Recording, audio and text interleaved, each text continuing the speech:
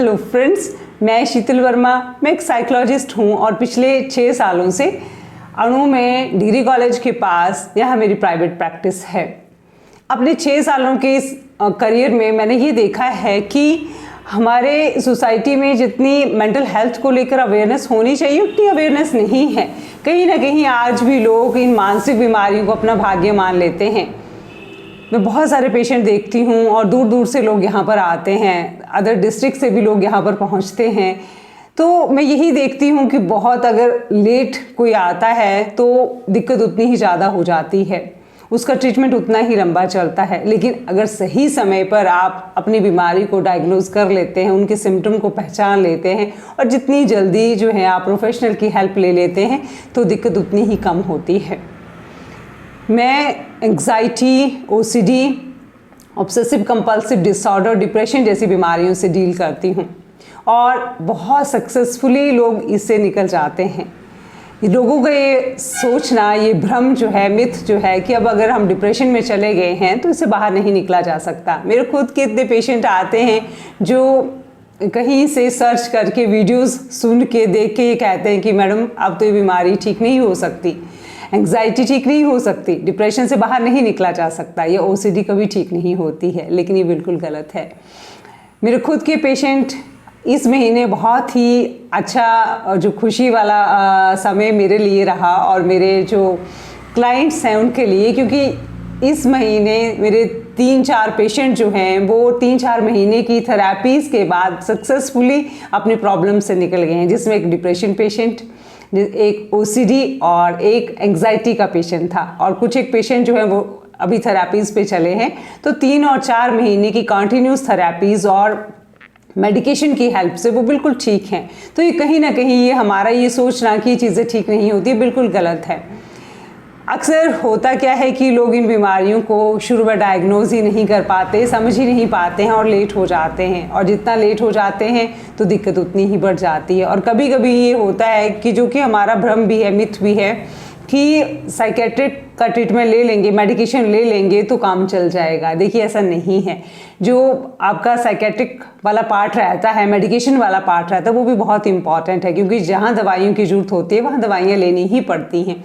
लेकिन सिर्फ ये सोचना कि दवाइयों से ही हम ठीक हो जाएंगे, ये सही नहीं है। क्योंकि दवाइयाँ जो हैं वो आपके फिजिकल सिम्टम्स पे वर्क करती हैं। अगर मान लीजिए कोई एंग्जाइटी का पेशेंट है जिसको बहुत ज़्यादा सोचने की आदत है, बहुत ज़्यादा नेगेटिव थॉट्स चलते हैं और एक्सेसिव थॉट्स चलते हैं, तो ओवर थिंकिंग वो करता है, तो वहाँ दवाइयाँ उसके माइंड को थोड़ा रिलैक्स कर देंगी। कई पेशेंट ऐसे होते हैं जिनमें पैनिक अटैक भी देखने को मिलता है, यानी कि बहुत ज़्यादा घबराहट होती है, डर लगता है, हार्ट बीट बहुत फास्ट हो जाती है, सांसें फूलने लगती हैं और कभी कभी जो है वो चेस्ट में पेन भी होता है। ये सिम्टम ऐसे ही होते हैं जैसे कि हार्ट अटैक के सिम्टम्स आते हैं। कभी कभी लोग इतने कंफ्यूज हो जाते हैं, वो डॉक्टर के पास जाएंगे कि कहीं हमें ऐसी दिक्कत तो नहीं हो रही है। आप यकीन नहीं मानेंगे कि एंग्जाइटी के कितने पेशेंट जो मेरे पास शुरू में आते हैं तो सब अपना ईसीजी और इको ये सारे टेस्ट करा के आए होते हैं। वहाँ कुछ भी डायग्नोज नहीं होता क्योंकि उनको एंग्जाइटी की दिक्कत होती है।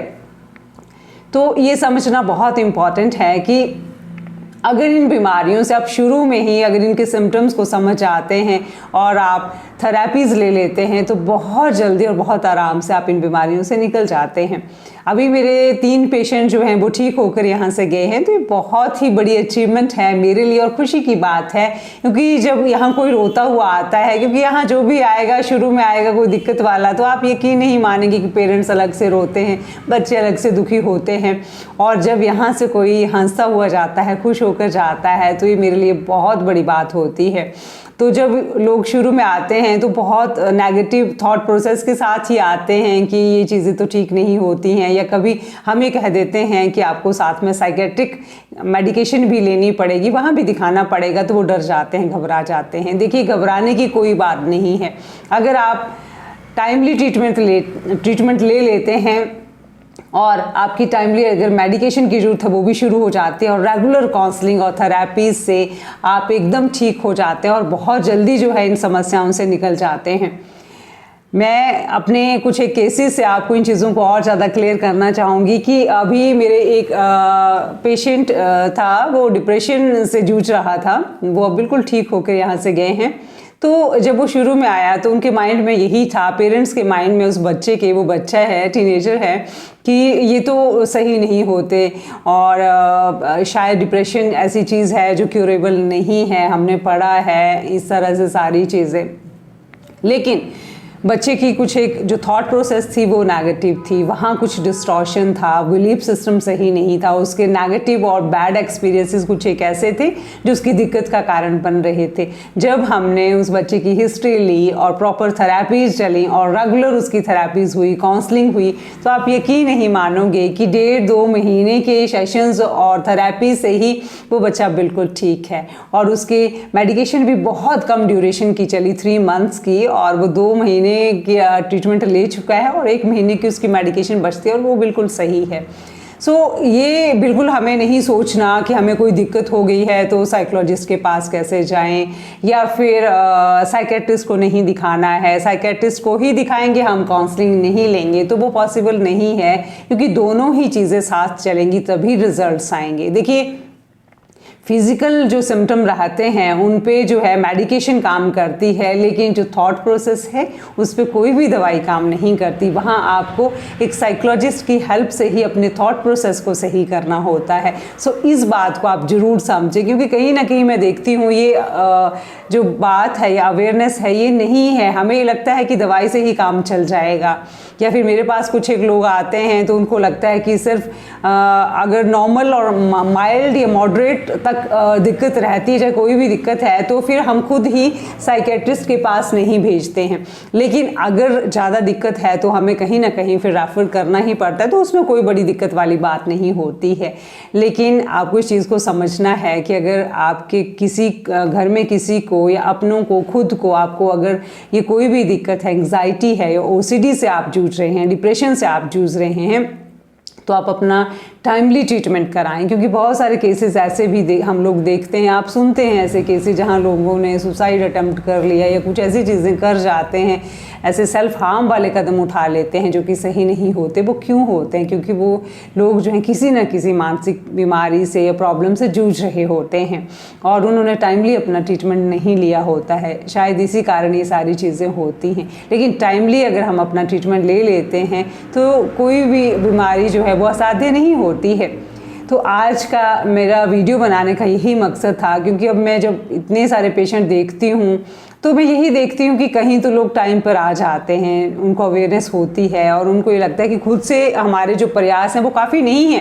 लेकिन कई केसेस में खुद ऐसे मेरे ही केसेस रहते हैं जहाँ लोग बहुत लेट होते हैं, 5 साल, 6 साल, 7 साल बीमारी से जूझ कर फिर वो हमारे पास आते हैं। तो वहाँ बहुत जो है वो पेशेंट के लिए भी दिक्कत रहती है, क्योंकि बहुत लंबा ट्रीटमेंट चलता है, मेडिकेशन भी साथ में चलती है और सेशन भी बहुत लंबे जो हैं, थेरेपीज़ भी चलती हैं। इसलिए इन बीमारियों को हमें डिले नहीं करना है। अभी एंग्जाइटी का एक पेशेंट मेरे पास आया, तो वो पिछले 7 सालों से इस बीमारी से जूझ रहा था, जबकि उनको जब वो साइकेट्रिस्ट के पास गए तो उन्होंने कहा था कि आप अपनी काउंसलिंग कराइए, थेरेपीज़ लीजिए, लेकिन शायद उन्होंने इस चीज़ की इंपॉर्टेंस को नहीं समझा कि इनकी क्या ज़रूरत है, मैं दवाइयों से ही ठीक हो जाऊँगा। लेकिन अब 7 सालों के बाद जब वो बहुत दुखी और परेशान हो गया, और वो कहते हैं कि अगर मैंने उस टाइम उनकी बात मान ली होती तो आज मुझे ये नौबत नहीं आती कि आज तो पैनिक अटैक तक बात आ गई है। तो पहले तो मुझे थोड़ी ही दिक्कत थी, तो आज तो बहुत ज़्यादा दिक्कत बढ़ गई है। इसलिए मैं आप सभी से यही कहना चाहूँगी कि इन बीमारियों को इतना लाइटली नहीं लेना है। और ये बीमारियाँ कोई ऐसी भी नहीं हैं, कोई स्टिग्मा भी नहीं है कि अगर हमें कुछ दिक्कत हो रही है तो हमें दिखाना नहीं है। आप टाइमली जाएं और प्रोफेशनल की हेल्प लें, तो आप जल्दी ही इन चीज़ों से निकल जाएंगे और बड़े आराम से, जैसे आप पहले लाइफ जी रहे थे वैसे ही आप लाइफ जी सकते हैं। एक मेरे OCD पेशेंट हैं, आप यकीन नहीं मानोगे कि इतनी दिक्कत थी जब वो शुरू में आए कि उनको कंटामिनेशन की OCD है कि किसी चीज़ को टच करेंगे तो उनको लगेगा मेरे हाथ गंदे हो गए, मुझे हाथ धोने हैं। वो दिन में 50 से 100 बार तक हाथ धोना, 10-10 मिनट तक हाथ ही धोते रहना, 2-2 घंटे नहाना, बार बार कपड़े चेंज करना, जहाँ बैठेंगे वो बेडशीट चेंज कराना, बहुत सारी दिक्कतें। तो ऐसे केसेस भी रहे जब जो मेरे पास अभी ये केस OCD वाला मैंने बताया, वो काफ़ी दूर से मेरे पास आते हैं। तो वो बच्चा अब 70% ठीक है, बहुत सारी प्रॉब्लम्स उसकी दूर हो चुकी हैं। जब वो मेरे ऑफिस आता है तो हर चीज़ को टच करेगा, किसी चीज़ से उसको कंटामिनेशन फील नहीं होती, और बाहर सोशल सर्कल भी उसका बढ़ गया है, लोगों से इंटरेक्ट करना। तो कहने का मतलब यही है कि जितनी जल्दी हम अपने इश्यूज़ को, अपनी प्रॉब्लम्स को डायग्नोज कर लेते हैं और एक प्रोफेशनल के पास चले जाते हैं, उतनी ही जल्दी हम अच्छे हो जाते हैं और एक नॉर्मल लाइफ जैसे हम जी रहे होते हैं वैसे हम जीना शुरू कर देते हैं। लेकिन एक अवेयरनेस बहुत इम्पॉर्टेंट है। सो इन चीज़ों को आप समझें और माइंड में जो भी मिथ हैं आपके, उन चीज़ों को निकाल दें मन से, क्योंकि ऐसा कुछ नहीं है कि आपको इन बीमारियों के साथ ही जीना है। सो आज के वीडियो का मेरा यही पर्पज़ था। आई होप कि आप इस चीज़ को समझ पाएंगे। मैं इसलिए वीडियो बना रही हूँ क्योंकि जब मैं देखती हूँ कि लोग इतने दिक्कत में हैं और फिर उनकी बीमारी भी बहुत असाध्य जैसी हो जाती है और उतने एफर्ट्स वो डाल ही नहीं पाते हैं, क्योंकि अगर मान लीजिए बीमारी बहुत बढ़ जाती है, जैसे डिप्रेशन पेशेंट की ही हम बात करते हैं, अगर डिप्रेशन जो है वो सीवियर लेवल तक चला जाता है तो उन लोगों से वो एफर्ट्स ही नहीं होते जो फिर हम उनको काम करने के लिए कहते हैं, वो उनसे हो ही नहीं पाता है। तो वहाँ बहुत मुश्किल हो जाता है उन पेशेंट को टाइमली ठीक करना और सारी चीज़ें।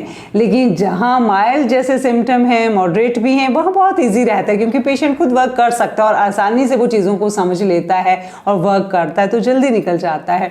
इसलिए मैं आप सभी से यही कहना चाहूँगी कि अगर हम चाहते हैं कि एक अच्छी ज़िंदगी जिए, एक हेल्दी लाइफ हम जिए, तो हमारी मेंटल हेल्थ का अच्छा होना बहुत इम्पॉर्टेंट है। और आजकल ये केसेस बहुत ज़्यादा बढ़ चुके हैं, क्योंकि मैं अब अपने आसपास इतने केसेस देखती हूँ।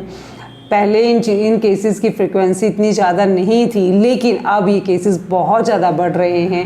एंग्जाइटी बहुत ज़्यादा लोगों में बढ़ रही है, डिप्रेशन के केसेस बहुत ज़्यादा देखने को मिल रहे हैं।